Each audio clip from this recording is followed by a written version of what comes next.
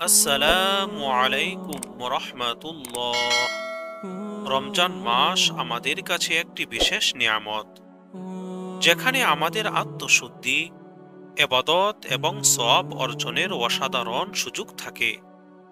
তাই আমাদের উচিত আগেভাগে প্রস্তুতি নেওয়া, যেন আমরা এই বরকতময় মাসের সর্বোচ্চ ফায়দা নিতে পারি।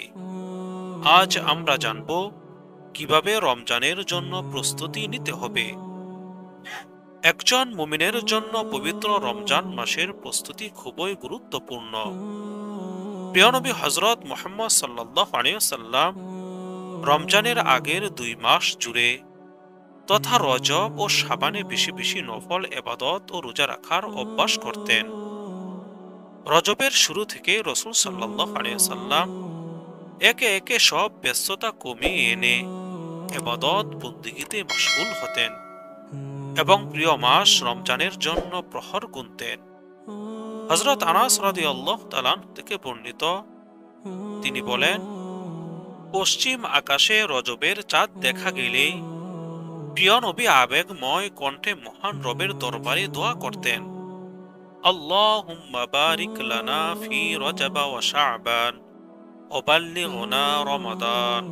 অর্থ, হে আল্লাহ, আমাদের জন্য রজব ও শাবান মাসকে বরকতময় করে দিন, আর আমাদের হায়াত রমজান মাস পর্যন্ত পৌঁছে দিন।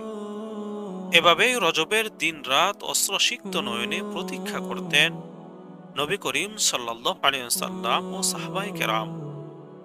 যেসব কাজের মাধ্যমে আমরা নিজেদের পবিত্র রমজান মাসের জন্য প্রস্তুত করতে পারি। নাম্বার 1, একনিষ্ঠভাবে তওবা করা। রমজান গুনাহ মাফের মাস, তাই এখন থেকে একনিষ্ঠভাবে আল্লাহর পথে ফিরে না এলে রমজানে তওবা নসিব নাও হতে পারে। আল্লাহ তাআলা বলেছেন, হে মুমিনগণ, তোমরা সবাই আল্লাহর কাছে তওবা করো যাতে সফল কাম হতে পারো। নাম্বার 2, দোয়া করা। আমরা আগেই বলেছি, মহানবী সাল্লাল্লাহু আলাইহি ওয়াসাল্লাম রজব মাসের চাঁদ ওঠার পর থেকেই রমজানের জন্য প্রস্তুত হতেন এবং মহান আল্লাহর কাছে রমজান পর্যন্ত বেঁচে থাকার আকুতি জানাতেন। বলতেন, হে আল্লাহ, আমাদের জন্য রজব ও শাবান মাসে বরকত দিন এবং আমাদের রমজান পর্যন্ত বাঁচিয়ে রাখুন।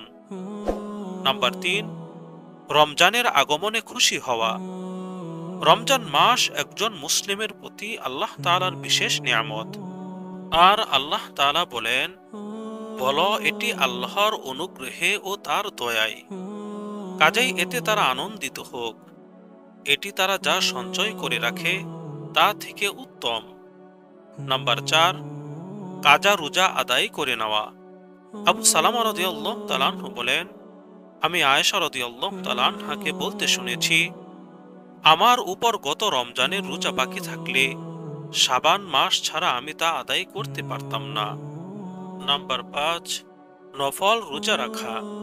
আয়েশা রাদিয়াল্লাহু তাআলা আনহা বলেন, আমি রাসূল সাল্লাল্লাহু আলাইহি ওয়াসাল্লামকে রমজান ছাড়া অন্য কোনো মাসের গোটা অংশ রোজা পালন করতে দেখিনি এবং শাবান ছাড়া অন্য কোনো মাসে অধিক সিয়াম পালন করতে দেখিনি।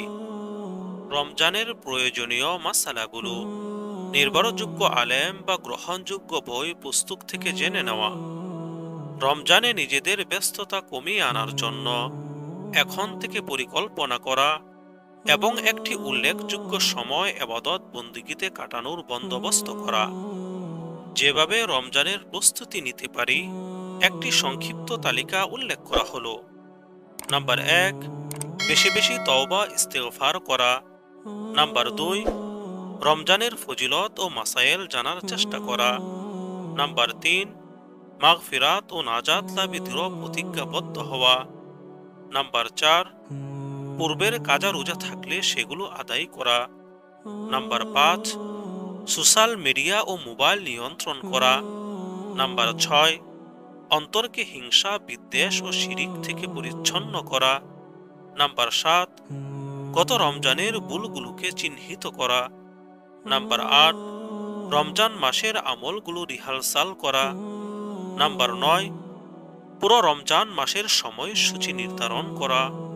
নাম্বার 10, শাবান মাসের শেষ দিনে রমজানের চাঁদ দেখার চেষ্টা করা।